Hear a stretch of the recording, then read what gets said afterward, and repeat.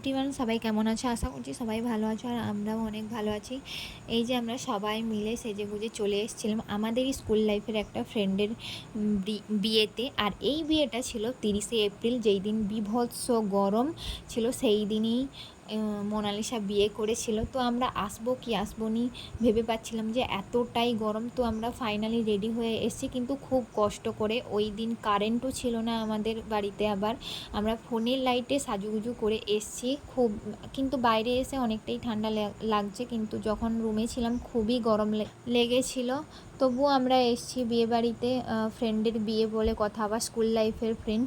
এই যে মোনালিসা, এই কোণে আজকে খুব ব্যস্ত। বিয়ের দিন তো সবাই ব্যস্ত হয়ে পড়ে। তো তারপরে আমরা সবাই মিলে যাচ্ছিলাম ওকে গিফট দেবো বলে। তারপরে এই যে আমরা সবাই মিলে চলেও এসেছি, ও এখন ছবি তুলছে। তারপর আমরা ওকে গিফট দিয়ে তারপর আমরা ওদিকে চলে গিয়েছিলাম। আর এই যে বর্ষা উকি মারছে, ওর আগের বছরে বিয়ে হয়েছে। আর এই যে আমি আর রাজশ্রী, আমাদের দুজনকে কেমন লাগছে সবাই বলবে, কিন্তু আমাদের গরমে সবাইয়ের অবস্থা শেষ।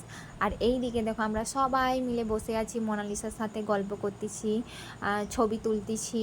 তো বউকেও কেমন লাগছে সবাই বলবে, আর সবাইকে কেমন লাগছে সবাই জানাবে।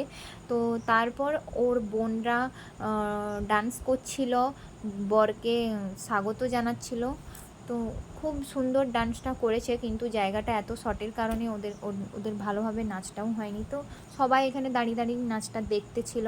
তারপর ওখান থেকে আমরা এই যে লস্যি খাচ্ছিলাম, আমরা আর কিছুই খাইনি, লস্যি খেয়ে দিয়ে তারপরে আমরা চলে গিয়েছিলাম ভাত খেতে। আর এই দিকে খেতে খেতেও আমাদের দাঁত কপাটি বন্ধ হয় না কখনো, আমরা সবসময় হাসতেই থাকি।